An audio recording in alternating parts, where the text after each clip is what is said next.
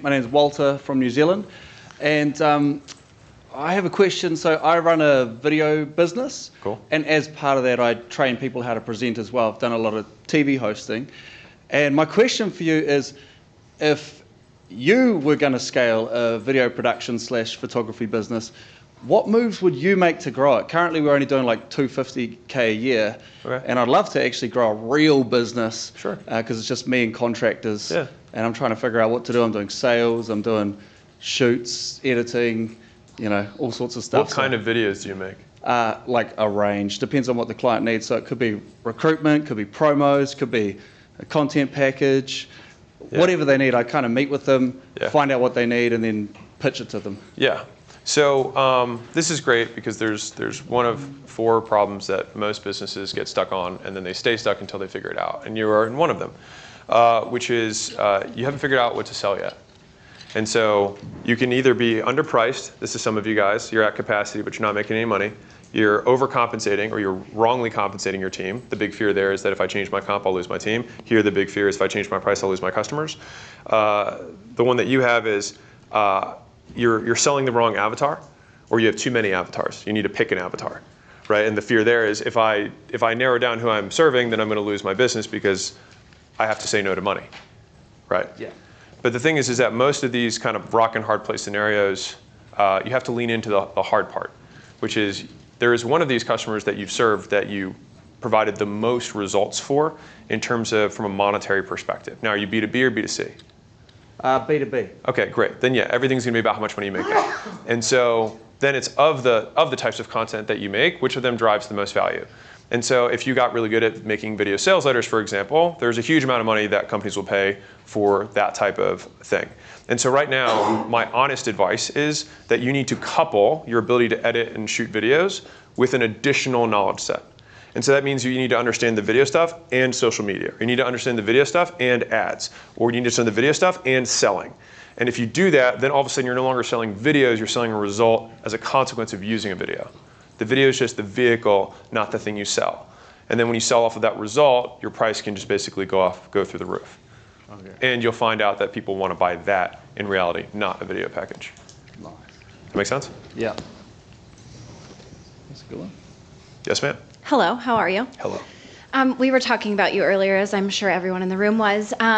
I love to think of, like, if Michael Phelps's parents never put him in the pool, we might not have an all-time Olympian. Yeah. Do you remember the moment for you where your conviction, because you talked about that yesterday, like really started? So you went from gym bro trainer to a totally different direction in terms of building an incredible corporation. When was that for you? I don't think it was one moment. Okay. I think you just keep taking one step at a time. So you've loved compounding the entire time? I mean, I've always sold against the alternative. I was kind of like what things are going to change? Well, really, like what things aren't going to change.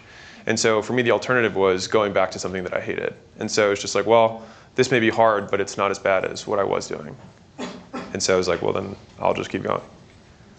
Honestly, that was it. Okay. Yeah, it's not a very sexy answer, but it's the truth. But it's real. Yeah, it builds everyone else's conviction in terms of keeping on the path. I mean, I think a lot of people can probably relate to the fact that coming here makes it feel like we know absolutely nothing about business. So unsexy is unsexy. Well, discrepancies are important because those are fundamentally like areas of opportunity. And I think the whole imposter syndrome concept really comes in when you haven't done enough work. And so like I think I might be more sensitive to imposter syndrome than most people. And so because of that, I do enough work that I'm like, no one could ever say that this isn't legit. And that's kind of how I approach it. And so if you look at my business history, I was a multiple state record holder in Maryland, and I just worked out really hard. And then people started approaching me being like, hey, can I give you money in exchange for advice? And I was like, okay, you sure? And they're like, I mean, did you have a state record? And I was like, okay, I guess I can help. And so then they gave me money, and I was like, oh, this is sweet. That's cool. I didn't know you could do that. And then I built a business around giving people advice for getting in shape. And then once I started doing that really well, all the people who had businesses around helping people get in shape were like, dude, you have 6 gyms and you're 26. Like, how did you do that? And I was like, this is how I did it. And then once I did that and I built a business around licensing information that went really big and national, all the people who had bigger businesses were like, dude, how did you scale that by the time you were 29 or 30? I was like, I don't know, this is what I did. And so fundamentally at every step, I just share what's worked. And so it's not making promises about what will happen for somebody else, but more standing on the fact of what has happened for me. And then take it or leave it. And I think that way you never have to say, this is what you should do. I mean, I don't know if you guys have noticed this, but like I'm very careful with my language and saying like, this is what I have done. This is how I did it, not how you should do it. I try to remove should entirely from my vocabulary and say, you can do whatever you want.